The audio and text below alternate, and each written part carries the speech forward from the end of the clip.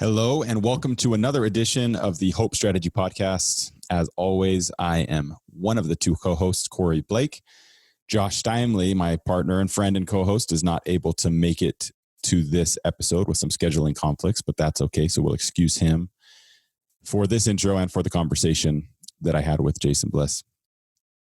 By way of intro, Jason Bliss is the co-founder of the Healthy Living Network, a premier provider of home health, hospice, and home care services in California, Oregon, Arizona, Nevada, Utah, Idaho, and Washington. Healthy Living Network is backed by private equity firms Martis Capital, PCGI, and Lorient Capital. Lead investor Martis Capital is a middle market private equity firm focused exclusively on the North American healthcare industry, managing more than $1.25 billion with a B across its active funds and deep experience across post-acute healthcare services, home-based care, and innovative approaches to managing the aging population. Jason is also an active investor in businesses ranging from workforce software, credit-building apps, sports media, and many other businesses across multiple platforms. He attended Brigham Young University in Provo, Utah, and George Washington University, where he earned his MBA. Regardless of the organizations he represents, his greatest achievement is his family, his faith, and his desire to improve the lives of those who work with him or the customers served. Much of what you can glean from that well-written bio is that Jason Bliss is an incredibly passionate, hardworking, smart, moral-driven individual, and I had a great conversation with him, so I'm excited for everybody to hear it. We talk about his upbringing and where he grew up and the effect that had on him now as a man, whether it was his parents' relationship and that dynamic and how it affected his relationship with his wife and with himself and his kids. Talked about some of his early entrepreneurial experience and where he got that entrepreneurial bone, as he's been very successful as an entrepreneur in his adult life. We also talked a lot about a lot of the lessons that he's learned in life that stemmed from his son, Preston, who was diagnosed with an illness as a young child that caused him to spend much of his life in and out of hospitals. And we've talked a lot about the hope strategies that were learned by he and his spouse and the rest of their family as they dealt with that, and how he's translated that into the rest of his life, all things professional, faith-focused, etc. It was a really great conversation. Jason is somebody that you're going to want to listen to. He's very smart. He leaves his ego at the door in all things that he does, which really makes for interesting conversation. And man, what a guy. So please enjoy this episode of the Hope Strategy Podcast with Jason Bliss. Something is happening in our world.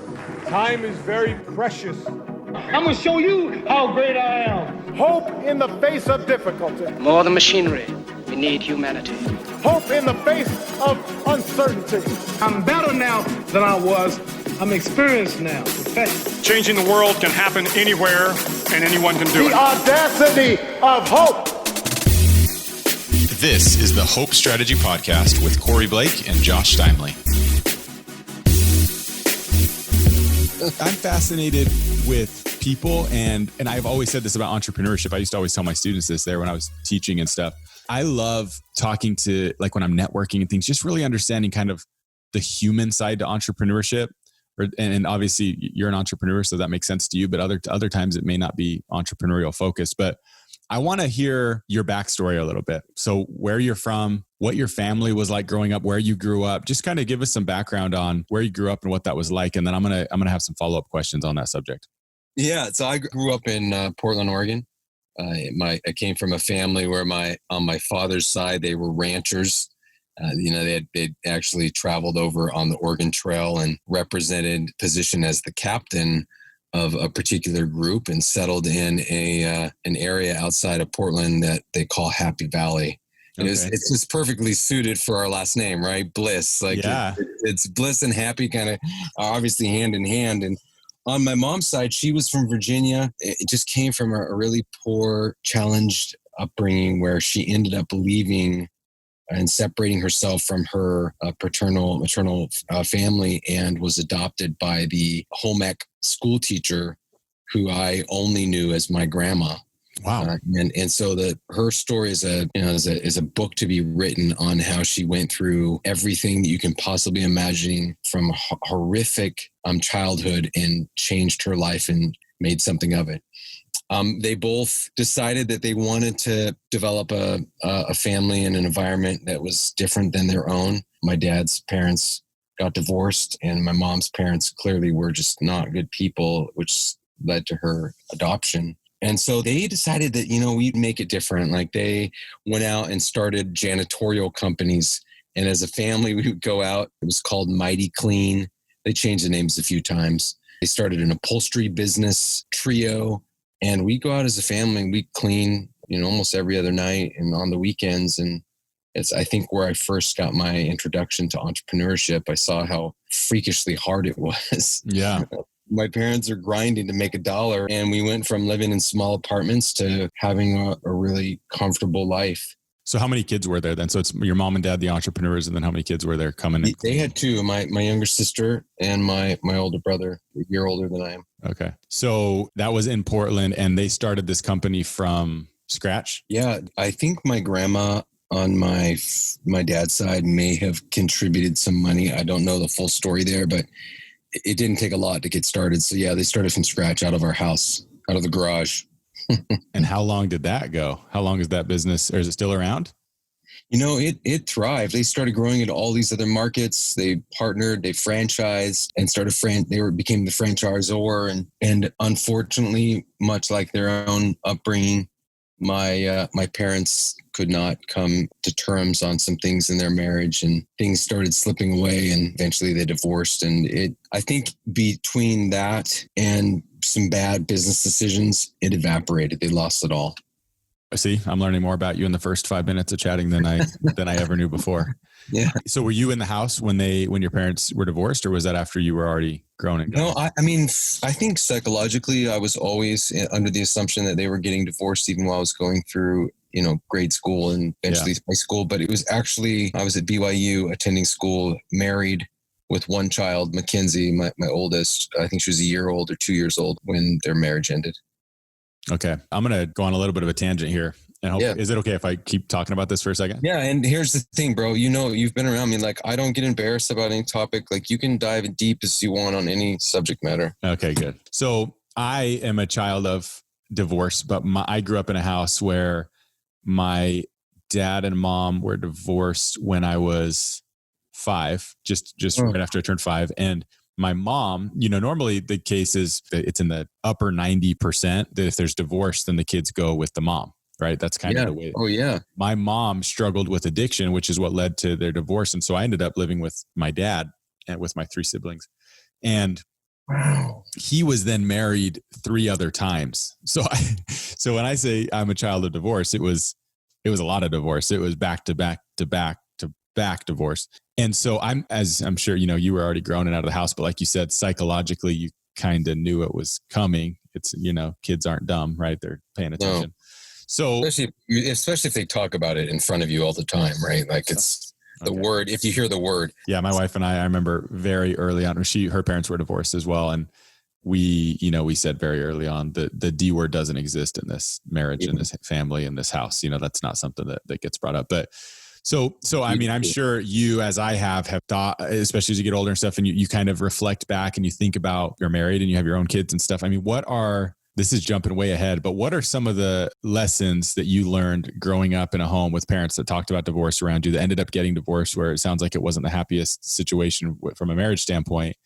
What are some of the biggest takeaways that you gleaned from that you've taken into your relationship with your wife, Lindsay, and as a dad and all of that? Yeah, well, I mean, it's a great question. And by the way, I'm so sorry to hear of your situation. It's, in my opinion, it's much worse to be a 5-year-old going through that than it is as an adult when you're married to the love of your life. Did she ever come out of that cycle? She, bless her heart, she still struggles, but it's a different ballgame now. Actually, my sister was just out there visiting her. She's in Texas, and my sister was just out there. She felt like she needed to go hang out with her for a few days. And she's she's in her late 60s now. She's past the party days of addiction, I guess, and more of the recklessness because she can't anymore. She's kind of cooped up and she has some pretty bad health issues. So yeah, she never really got over it, but apparently from what I've heard, and I should probably reach out and talk to her myself, but she progressed quite a bit recently, which is nice. You kind of wait for that a lot, looking, and you kind of assume, maybe when somebody gets older, they start to chill out a little bit, and that seems to be what's happening. So there's some hope there. Life is long, man. We've seen this over and over again. Whether it's friends or family members that hit a rough patch, whether it's just making terrible decisions or things that they can't control hit them, whether it's health issues or, and it's always brutal in the thick of it, but there's always hope that in the end people will figure stuff out or, and things will turn out. So that's kind of what I've seen. It's an interesting arc. It's an interesting story arc. You need to interview yourself. And I think I want to hear your story on the podcast. Maybe I'll do a solo cast one of these days. Well, I mean, here's the thing. Like, I don't want to take away from the amazing parents that my mom and dad were. They, independent of what happened to their relationship, found ways to love and nurture and encourage and make me believe that there was anything, that I wanted to accomplish in my life through hard work and determination, willpower, and all the other things they taught me, that it was possible. And so I think that I actually adopted a lot of their great practices. My dad, always a calming voice. He never yelled. I never heard him yell my entire life. Like, that's phenomenal in homes for a lot of marriages that struggle. Like, you usually hear of a father who at some point vocalizes, but he was like the quiet, gentle giant. He always found ways to give back to people and volunteer. And my mom was the rock when it came to showing me how to work. Like, this lady, knew how to put hours and time in. And those principles are things that I had to remember through their divorce and remind myself that I'm a product of them. And so Lindsay and I, my wife and I, ended up with a lot of the similar traits.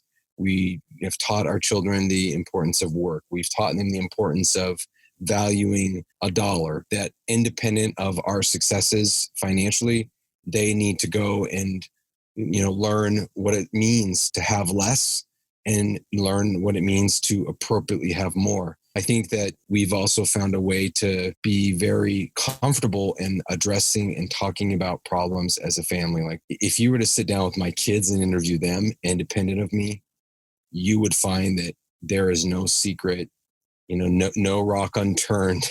Like, we have talked and stripped down any pride that possibly exists, and just really tried to communicate as loving humans, knowing that our children have been told that while they might be younger and have less life experience, that each and every single one of them has the capacity to teach my wife and I in so many different ways. And they do. Like, they'll step up when they need to and be the voice of reason. And I feel like I didn't do that as well as a kid. I wish I would have done that. It's probably because I venerated and really put my parents on a pedestal of perfection when we all know that's impossible. And so my 20-year-old on her mission in Germany, my 18-year-old who's with us now, Preston, like my 15-year-old, all of them, if I went through them all, they are comfortable sharing with us when they see something in the family that needs to be addressed, and we listen. And I think that's probably one of the biggest things I've learned. That is so powerful. And I just am, our oldest is 8. Is he 8? Yeah, almost 9. And then one on the way, and then an 18 or 17-month-old. We're still a few years behind you, but just this last week, I mean, I think there's such wisdom in this idea and leaving your ego behind as a parent, and being able to say, look, I mean, we know ourselves, we know the imperfections that we have. We know that we're still working at it every single day. But a lot of times when you get in, I think a common thing that parents do is when they get into parent mode, no, I am the end all be all. I am the law. You will listen. It's tempting to, that's kind of the way that my dad was. I grew up a military kid. So he was a military guy, and he was pretty stern and strict in those ways. And when I married into my wife's family, I realized that the kids were accepted in conversation, and they were welcomed, especially as they got, into their teenagers. If they were welcomed, and they had these positive influences, and it wasn't like, oh, the annoying teenagers, which is kind of what I had seen growing up a lot of. Yeah. And so, man, when you realize that they have a voice and that they're wise, and just recently, what I was going to say at the beginning was just literally last week, probably Thursday or Friday, I had one of those days as a dad where by the end of the day, I was feeling like, did I show up today? I feel like I was kind of a jerk a little bit, and I wasn't on my A game, and we were just sitting around at night as a family, The baby's asleep. It's just me and my wife and the two boys. And I said, and it was honestly driven from a place of guilt, feeling like I had been a bad dad that day, not on my A game. I said, well, hey, what's something, this is the first time I've ever done it, but I asked the boys, I said, what's something that you think I could work on as your dad? And Bridget kind of, how did they respond? Yeah. So she smirked and looked at me like, what? You've never done that before, but and the response was, so I was thinking, again, my adult mind is thinking like, oh, I just wasn't, present, whatever it was. I can't even remember, but something, my adult mind was really complicating this. And it was just, I think Jensen, the 8-year-old, said something along the lines of playing with him more. It might've been Legos or it might've been Battle Bots. It was something, but it was along the lines of something that his little kid mind really likes to do. And he wished I was involved more. I complicated it as an adult, thinking it was going to be a lot deeper than that. And then my wife was like, oh, so we had a good conversation. And my wife's like, what's something that I could do better? And she's pregnant. She's in her 3rd trimester and she's just getting by trying to, stay afloat. And so they said something along the lines of, we wish you'd get up more and something, and kind of, we laughed because they kind of, like, I can't really do that one. Yeah. Yeah, it's kind of funny. But anyways, that's so good to hear from somebody a little further along. And I'm excited as the kids get older to have more and more adult conversations with them, where it is a little bit more serious and a little bit, but I love that you've set that precedence that, look, you can talk to us about anything. We're an open book and we're here to learn just as you are.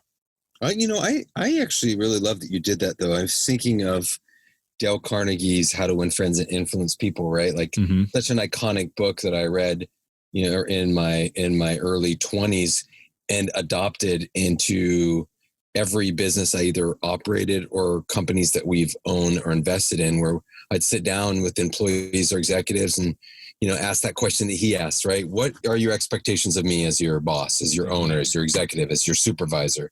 And let them give you the long list. And after they feel like they've exhausted themselves, you're able to more comfortably say, okay, well, now let me tell you, some of the things that I need, or some of the things that would actually make it easier for me. And if you take the example that you just shared, if I did that with my kids, even though we have a very fluid relationship and open conversation where they can talk and share their thoughts, I think it would actually be enlightening for them if I did that tonight.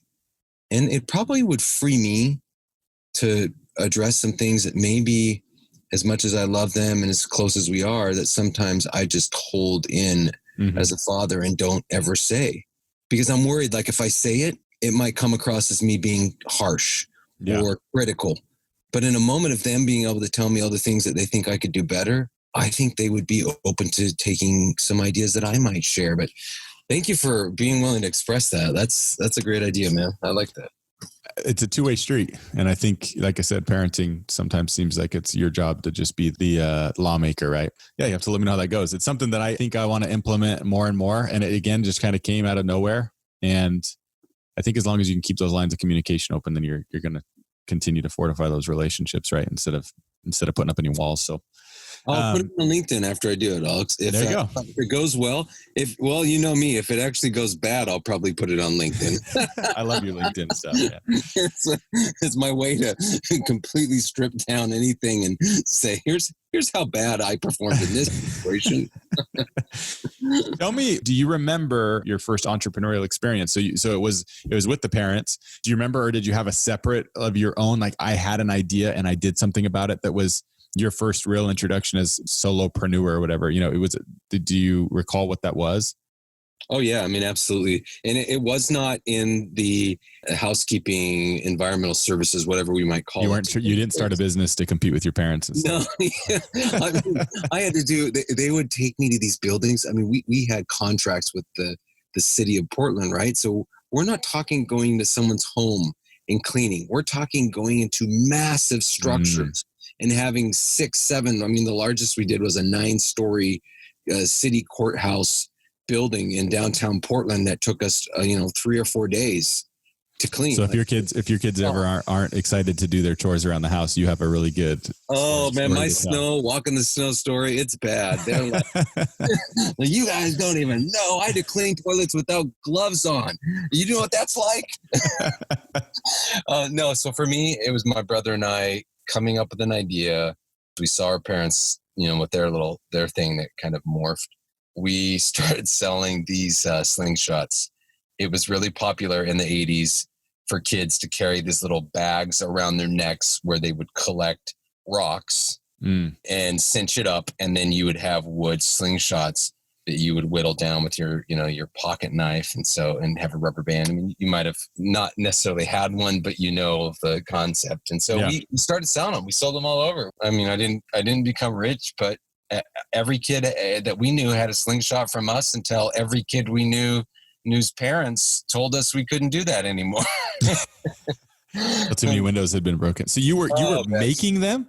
Well, we made them. We made them and sold them for $1 each. Oh, okay. I'm going to project a little bit. My first little hustle was, there was a lot of them. It seemed like I would always bring something to school to sell. I remember when Warheads, that sour candy was really popular. I was like, if I buy a bag of these at the store, I can buy it for $2 and sell them all for $0.25 and I make money. I remember just like that really basic, why don't people do this? Yeah. But my real first one that I can think of was Pokemon cards. So I was a kid of the 90s, right? So this was probably 95, 96. And it was the first wave of Pokemon when Pokemon was first a thing, and everybody started getting the Pokemon cards. And I actually lived in Japan at the time because my dad was stationed in Japan. So we lived there and it was a big deal. Long story short, I started buying packs of cards for $2.50 or whatever. And I was selling some of the good cards when I'd get lucky and get a really good card. I was literally having kids take me up to their house to try to sell their parents. And I was selling some of these cards for $20 a piece, So, but what I've told people, I've told a lot of the younger entrepreneurs that I've mentored or when I was teaching classes with young entrepreneurs, that feeling that I had to make $3 or $4 on a Pokemon card, the drive that I had to get the deal done. And then the feeling that I felt as a result is the same feeling. If you distill it down to just the feeling, that excitement, it's the same feeling that I get now if I sign a contract that's worth $1 million.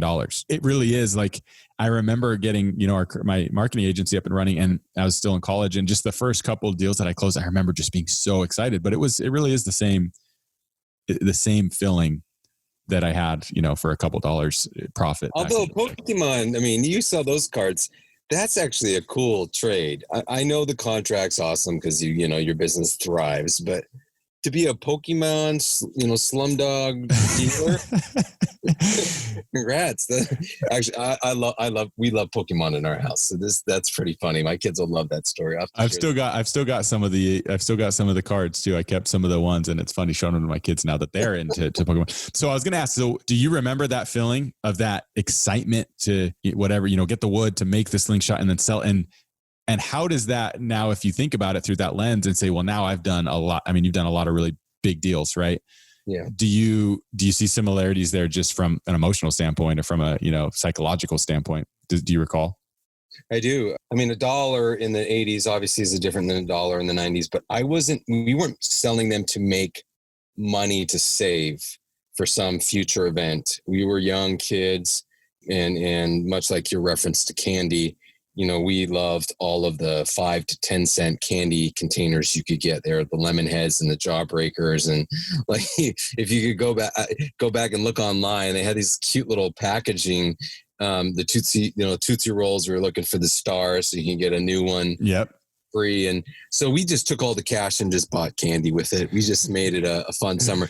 Today or over the last, I'd say since 2008, when I started my first company that really scaled and thrived, I've told other entrepreneurs or soon to be entrepreneurs or thriving, interested entrepreneurs that I'm just as excited about making $1 today as I was in 2008. The difference between my older version versus my 1980 version is that I'm making money to bless other lives, not just my own. I'm giving out money for scholarships. My wife and I are trying to, do things anonymously or publicly in certain settings to change other people's environments. So, yeah, I mean, I guess my motives have changed. I don't care about candy anymore, but I do care about having sweet moments with other people so that they can be blessed. I love that. The motive has changed a little bit, right? The end goal. Okay. So you went to BYU, you lived in Provo. Is that where you met Lindsay? We actually met at a church dance in Hillsboro, Oregon. Wow. So is she from up there as well then? She's closer to the coast and I was in the city. So yeah. Okay. So you met up there, and then did you just end up at BYU at the same time, or did you meet there and get married up in Oregon? She was at BYU Hawaii, and I convinced her to leave this gorgeous, amazing environment. Which is where you live now. Provo. Yeah. I know. That was the thing, though. She promised me, she made me promise that I'd have to take her back someday. So we're here. She came back to BYU Hawaii. I flew over, proposed up in Laie, and she followed me back to Provo. Oh, I didn't realize you had the roots in Laie. Yeah. I sang a German song on right there at the temple. Wow. Okay. Did you serve your mission in Germany? No, I served in Japan, but I knew that. I worked at a German restaurant and had learned all these cool German songs that most of them were drinking songs. So it's not as romantic as you might think it is. But there was one song that had a cute little tune to it and some love to it. And that's the one I chose to use.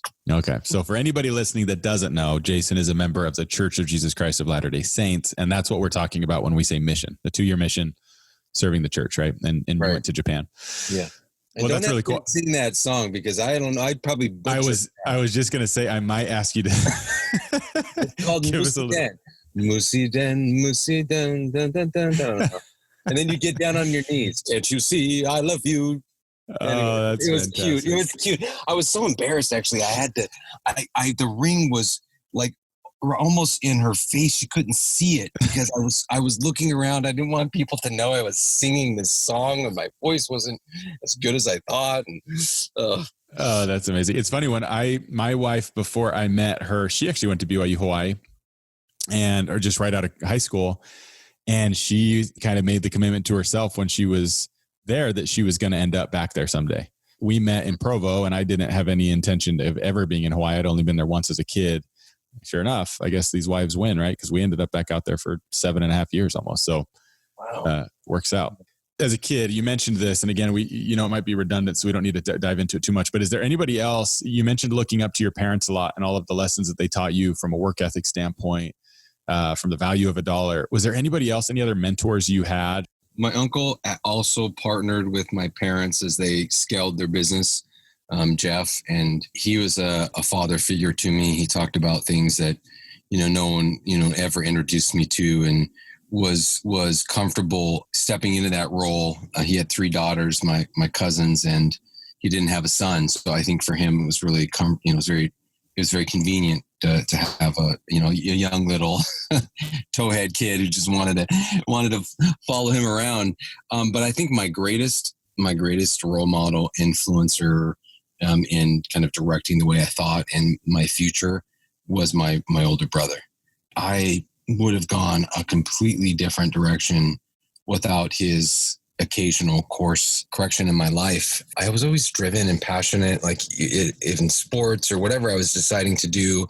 I put my whole heart and mind into it, but I was also a little bit more susceptible to being influenced by others around me. And he was like that calming force of reminding me the importance of God, reminding me the importance of loving who I am with all the great attributes and all of the imperfections, and loving people around me. And I think that was, monumental in preparing me for what I would eventually do in my life professionally and in what I did personally, I think, with my own family. And have you worked with your brother since growing up? Have you guys done any work or any projects or anything together? We always wanted to have our own business after the Slingshot. And so there probably wasn't a single week or month that would go by that we weren't mentioning Bliss Brothers Inc.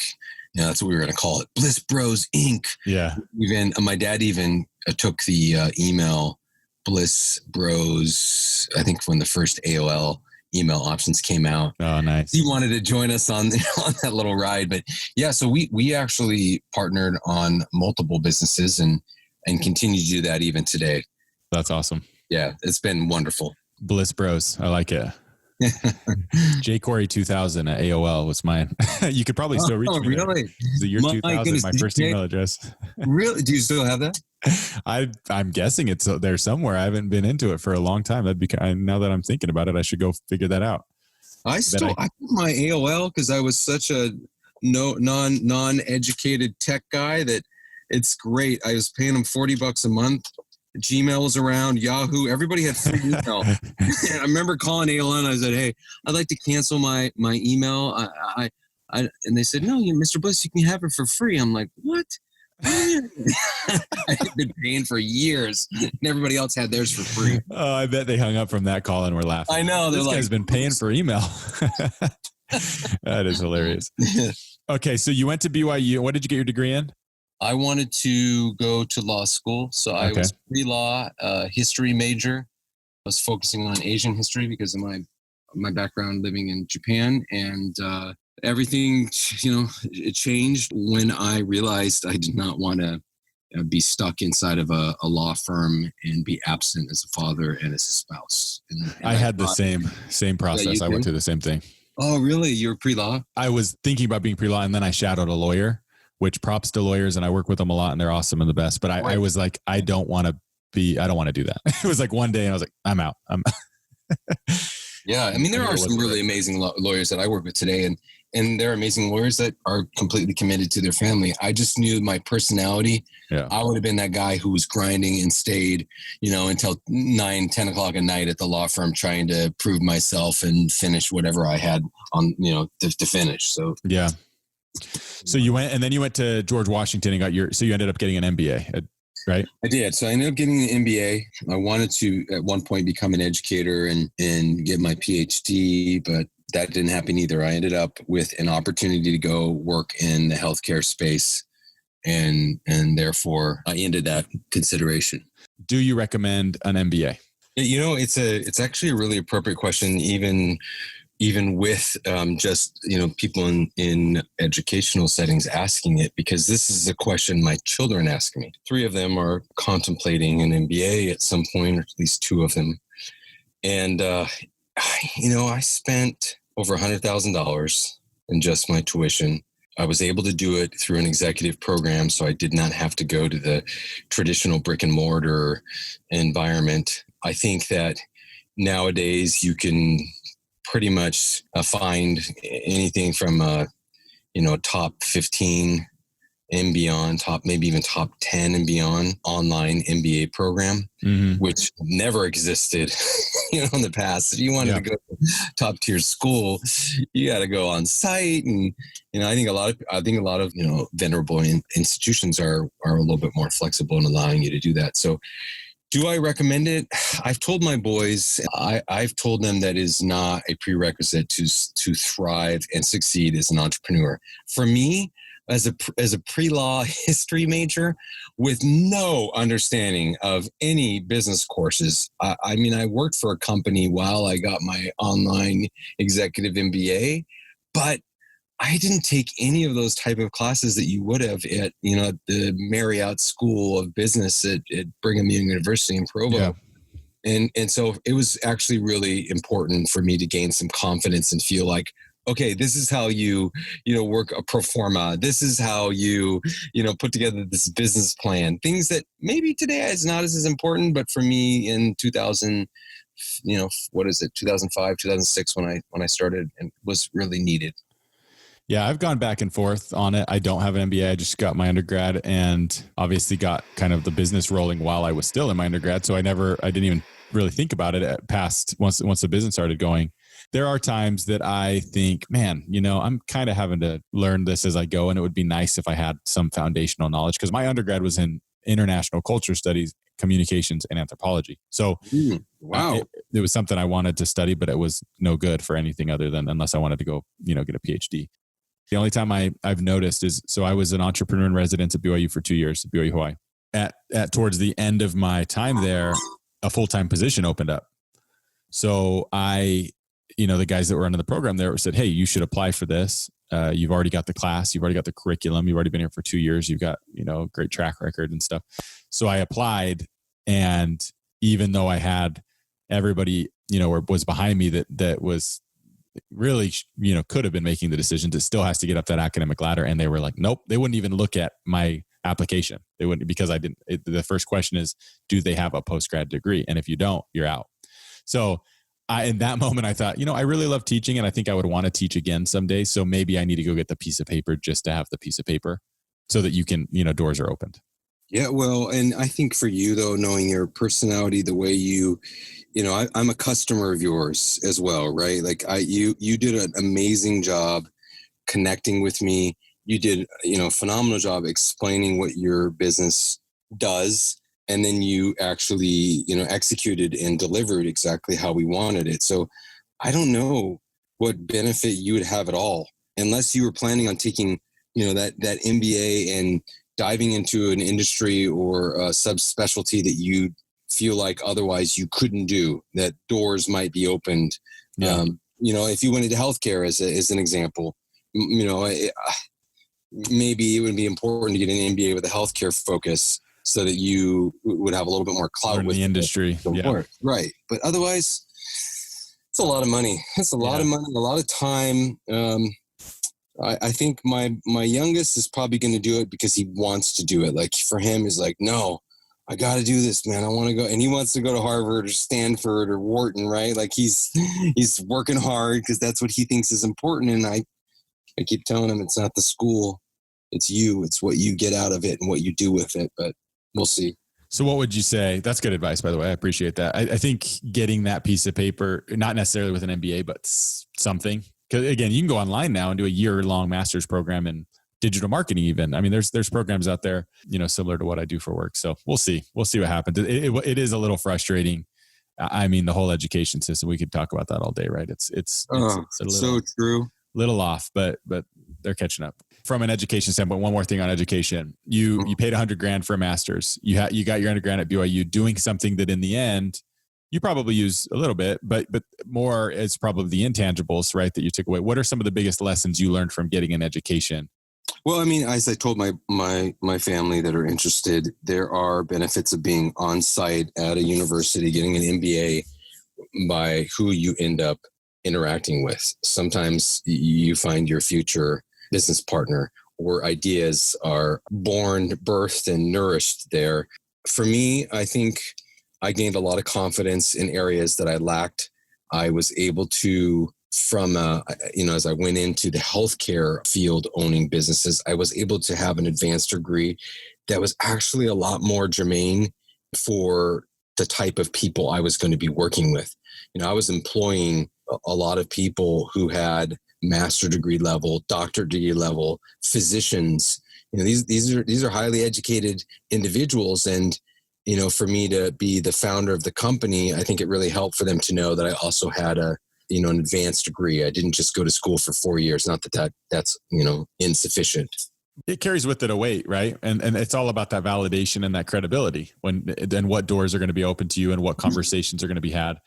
The relationships that I made even in 4 years at school, I still to this day have built just relationships that have actually absolutely changed the game for me, right? I think it is more about the relationships and stuff, but there's no doubt that, just like some of that PR stuff that we did, it's just, you're just working to gain as much leverage as you can to continue to reach your goals, which hopefully goals are worthy causes like yours are, but that's kind of the name of the game. So I can see how that would be beneficial.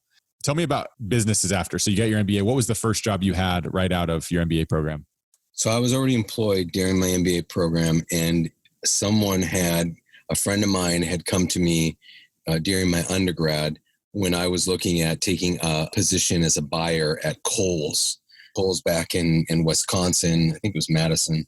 I don't know my geography as well as I probably should. Somewhere out near Chicago, yeah. Kohl's offered me a position, and I was considering opportunity to take it. And a friend of mine said, "Man, you can't do that. What you'd be really good at with your personality, you're very amicable, you're comfortable in stressful situations." And I thought he was setting me up for something amazing or horrible. He said, "You ought to consider going into long-term care administration, working in a skilled nursing facility as the administrator." And so I took that role. And indirectly answering your question about the MBA, by the time I had enrolled in an MBA program and was able to do it remotely, I had already gravitated from skilled nursing facility administration to being one of two executives running this joint venture project with Stanford and the Hyatt Corporation, where they built this large campus that we ended up running for seniors. So that's the field I was in at the time I finished it. Isn't it remarkable the difference one conversation can make on the long-term trajectory of things? Oh man, the in lifestyle, my excitement for wanting to go to work, the compensation. Yeah. And, it just changed everything. You said the Hyatt Corporation was kind of funded this initial project that you worked on. And then after that, is that when you started Healthy Living Network? I decided with my wife, as my son was going through ongoing treatments, we nearly lost him a few times, and he was at Stanford. Okay. So I would sleep there, at night, give my wife a hug while she changed roles, and she would stay there during the day with our younger and older children. And I would go back to work across the street at this joint venture project with Hyatt and Stanford. And it was in that moment when our son finally, after, treatments and durations that would cause any family to have fractured relationships, that we were allowed to take him home. And Lindsay and I realized we wanted to come up with a medical model to keep patients in their home where they would never have to go to the hospital. And that's where I came up with the idea of the Healthy Living Network at that moment. A true passion project, right? Something that gave you motivation past just starting a business, but obviously you had a lot of emotional attachment to the entire cause. Right. Okay, let's take a step back. Talk to me about Preston and about the process and what his sickness was. And I mean, just give us all the background on that. Yeah. So Preston, when he was, I think it was 2, around that age, I started exhibiting what some would see as struggling with breathing, asthma. They had him on inhalers and all sorts of different things to try to remedy it. My wife is such a champion and started taking on everything, from, medical appointments to trying even holistic things to help him. And it was determined after some, worsening of his condition where he actually had to be intubated and placed in a hospital for a longer period, that we learned he had a kidney dysfunction that required him to be on certain medications. Some were chemotherapeutic and very uncomfortable, a very, very difficult thing for a child his age to have to go through. So for years, we treated him with all the medications that the physicians from, Northern California down to the Bay Area with Stanford Hospital recommended. We tried everything we could in hopes that he would, not have to do this for the rest of his life. But, every turn ended in a dead end. And so we found ourselves in and out of hospitals for most of his life, really put him in a sad place, knowing what it was like to be in a hospital bed more than he knew the comfort of his own bed at our home. And it, it was tough. It was really tough, Corey. I mean, it was a rough time for our life. I think my wife and I went through what some people do where, you first internalize and then you start blaming each other, or you even at times look upward and ask why. Why does this have to happen to our son? And we went through all of those horrible and yet, almost in a way, a journey of emotions to get to where we understood who he was. We understood where we were, and we grew closer as a family because of it. How old is Preston now? He's 18. He's 18. And so obviously with this whole COVID thing, like that's what you were mentioning earlier, right? Like when you guys are on high alert with an how's it pronounced? Immunocompromised? Immune compromised. Yeah, you could say that. Immunosuppressed. Immunosuppressed. Okay. Well, taking a step back again, I mean, what are the greatest lessons? You said that your family's been strengthened. Your relationship's been strengthened. You've learned more about your son and who he is. What are some of the specific takeaways? I mean, had you not gone through this entire experience with your family and with Preston and this this difficult thing that he's faced pretty much his entire life, what are some of the things that you are grateful for as a result of all of this? Yeah, I mean, if you were to have Preston on the call and you ask that question, he would say, my parents' successes as entrepreneurs are because of me. Yeah. You say, my dad never would have gone out and started his company unless I went through what I went through. So you can all thank me. Everybody who has a job, he likes to joke around, and, but there's some truth to that. Like, I wouldn't have been sitting there working for a company I had loved. I loved working with the Hyatt in Stanford in that capacity in Palo Alto, California. And I wouldn't have even thought, hey, let's start a company to keep patients at home. It would never have come to me. And so I think first and foremost, our life as entrepreneurs, even though I always wanted to be my own boss, our lives as entrepreneurs in the healthcare space stem from Preston's challenges with his health.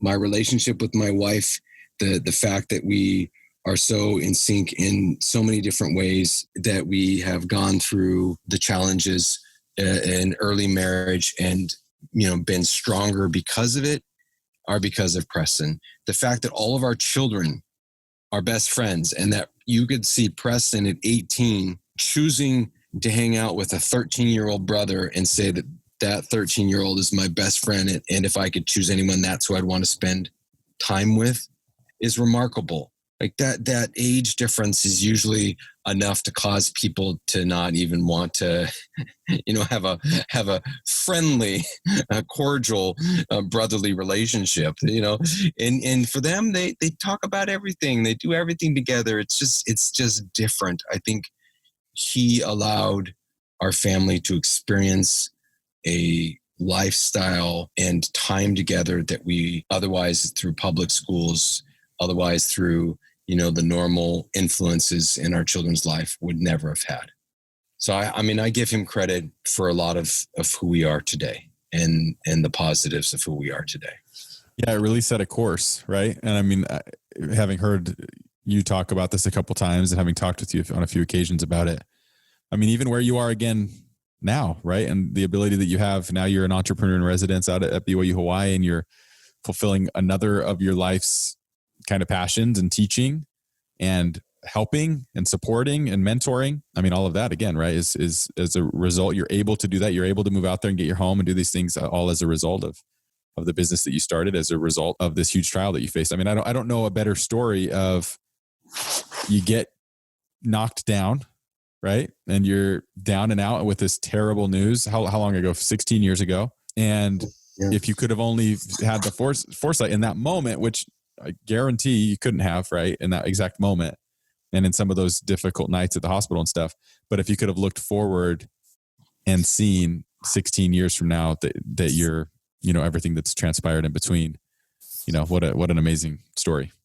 When you think about, there was a time when we said, why are we going through this? Why Preston crying, right? Why am I in pain?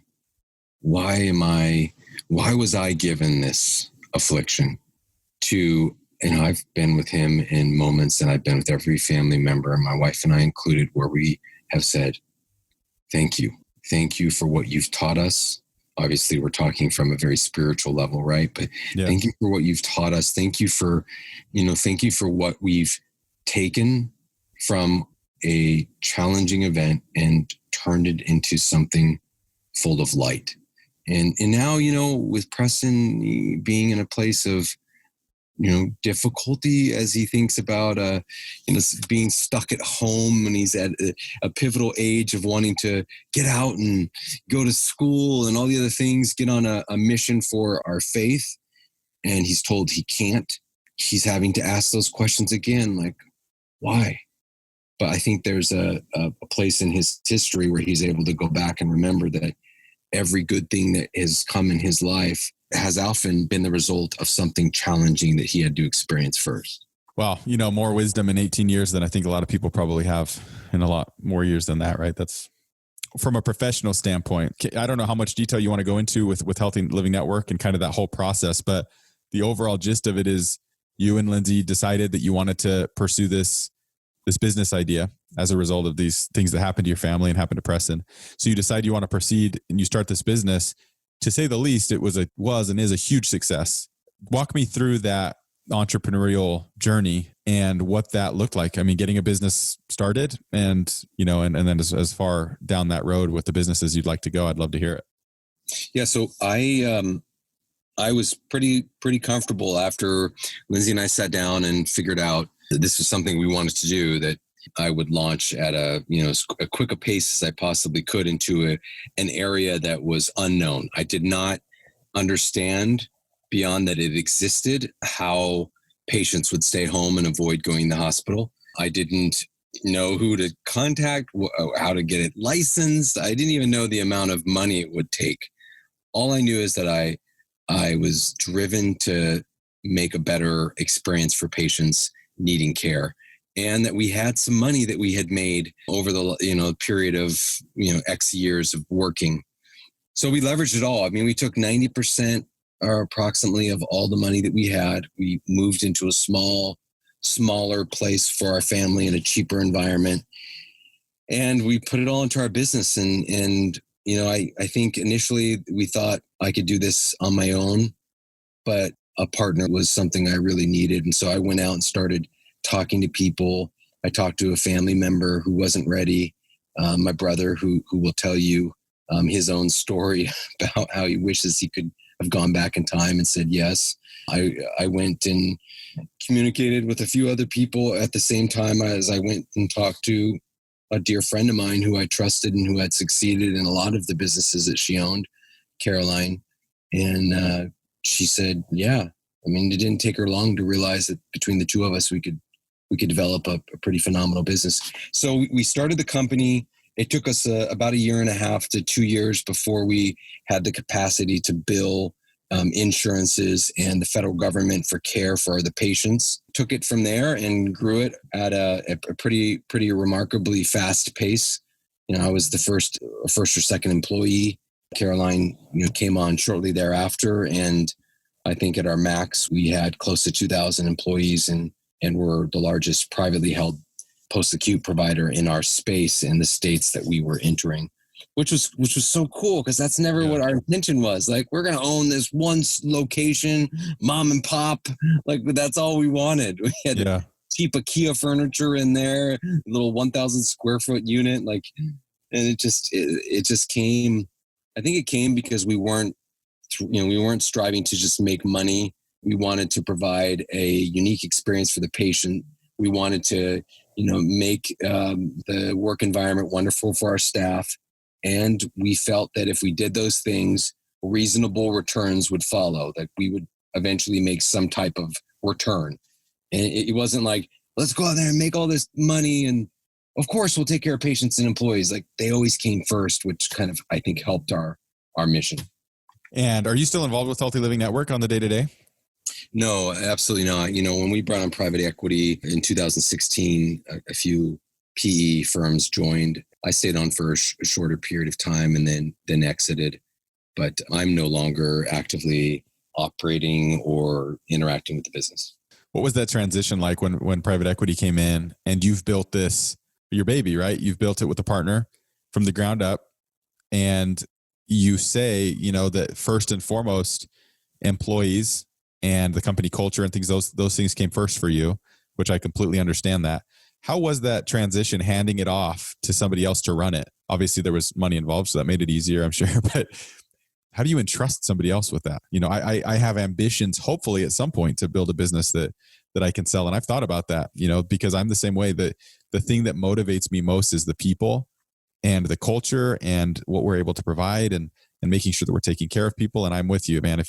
I have that abundance mentality that if you're doing these things, good things will come. You don't need to stress about it as much. If you're trying your hardest, if you're working hard, you're trying to provide value the best you can, and you're taking care of people, nothing bad is going to come from that, right? But I've thought about that. What happens in the event that I have to hand this thing off to somebody and I'm not running it anymore? I mean, was that difficult? Is it something that you thought a lot about, or is it something you communicated with them about? And did you have to set certain expectations that gave you the peace of mind to be able to kind of walk away from that? Well, I mean, a very appropriate question. Good, similar question that a lot of people ask us because we have experience of private equity. Was your experience something you would want to do again? Do you regret? Here's the thing I think makes us unique as a company. A few years into starting our business and scaling, I realized beyond all the things I've already told you about culture and employees and patients, that I loved entrepreneurship, and I wanted to go out there and continue to create entrepreneurial businesses for others who don't even know that that's something they want to do. And so I transformed the way people were running companies in our space. I went out there, instead of just employing people, employing talent, employing executives, I went out there and found a leader and would offer them ownership in a local office or local business within their market, wherever that might be in the Western United States that we would launch. And so to answer your question sufficiently, by the time we had brought on private equity, I think I had close to 75 different business partners who were at the best of their game, working for other providers, but had never been given an opportunity to be a true equity business partner. And that was something that attracted them when I came and kind of pitched the idea. And so for them and me, when we brought on private equity, it was a big game changer, because, we weren't just running some large corporation dictating policies, procedures, and what we could and couldn't do from on high. We had independent agencies, independent businesses that all had equity stakes, that all corresponded and related to each other through a very mutual, almost comfortable fraternal way, where, we made decisions not based on a majority, but we made decisions on persuading the entire group and listening to everyone's opinion. And private equity didn't know what to do with that. They're normally buying the business from 2 owners, right? 3 owners, 4 owners, 5 owners. They put in a lot of capital. They usually bring in someone else who's a lot better than the founders at running it. And then they scale it, they professionalize it, and they sell it for a higher multiple. They had to come in realizing we had all of these partners that had to be persuaded, all of them that had to feel comfortable with the deal. And, to their credit, they did a really good job in the beginning. I think as the years went by, it became harder and harder to satisfy people that have already felt what it feels like to be an owner and then have control of that ownership taken away by an outside investor. Yeah. And that's probably been the biggest challenge in hindsight. I wish I could have prepared myself, my co-founder, and all of our other business partners for having someone else have a majority stake and dictate what needs to be done to the business. I mean, that's a complete paradigm shift that you have to have. It's just that level of control, control of the direction and the decisions and the motivations and all of that. I can't imagine. So especially on that scale, right? When you have that many employees, that many partners, I'm sure that has been a bit of a landmine to navigate. It has, for sure. Man, this has been so great. I appreciate learning more about you, hearing some of the background, learning about some of the difficulties that you faced and, with your family, and some of the strategies that you've implemented, and really just the overall kind of outlook on life and the direction that you have, and the ability in difficult circumstances and in difficult situations to seek out gratitude and have that gratitude kind of make way for hope and optimism for the future. Hopefully I'm not putting words in your mouth. That's kind of what I'm gleaning from this. No, I think you're recapping and providing a summary quite well. And now you're looking to the future. You've got your hand in a lot of businesses. I know as an angel investor, you've done quite a bit. And I know that I've seen you in action in person, talking to young entrepreneurs and listening truly intently to their ideas and not only that, but providing feedback and then investing in some cases and saying, here, let me give you some money to take this thing and run with it. And what gives you hope for the future? You've got kids that are now, you said your oldest is 20 and then thereafter you're working daily with students. You're working with students between the ages of 18 and 24, let's say, that are entrepreneurial students where you're teaching classes as an entrepreneur in residence with your wife. What gives you hope in the future? Well, I think what I shared maybe 20, 30 minutes ago, this idea that we can constantly be changing. I'm 44 years old. I won't share my wife's age, but she's younger than me. and between the two of us, there are some wonderful things that we've accomplished in our life that some people would take 2 or 3 lifetimes to do. And there's some things in our life that we need to change. There are things in our life that money doesn't alter. There are things in our life that we realize if we could tweak just slightly, we could be even greater instruments in giving time and energy to the next, generation entrepreneur, or to whatever worthy cause it might be. I think for Lindsay and I, as we look at our future, we realize we've had a talent in creating entrepreneurs, not just investing in people's ideas. They're, in their mind, they already see themselves as entrepreneurs, but convincing people that are amazing at what they're already doing, that they too could own their own company someday, that they too could take something that, that they've been maybe holding on to or thinking about for a while and tweaking it into something that would be distinct. I think for us, that actually is exciting. That brings us a lot of hope. And I think as far as what we plan on doing with our family, if you look at that hierarchy that I shared before, where you focus on, if you have faith, you focus on your faith, you focus on being the best person you can be, and you love the people around you. I'm doing that right now, but I think that we're trying to find ways to reach and expand groups that, don't feel loved, that don't feel like they have opportunities, that don't think that things in their life will change. And we're trying to be good emissaries and representatives to tell them that it can. You can come from a divorced family. You can come from a place of no money. You can come from some really chaotic backgrounds and still find happiness and success in your life, whatever you define that to be. And I think that's what we really would like to, share at a small and large level from our perspective.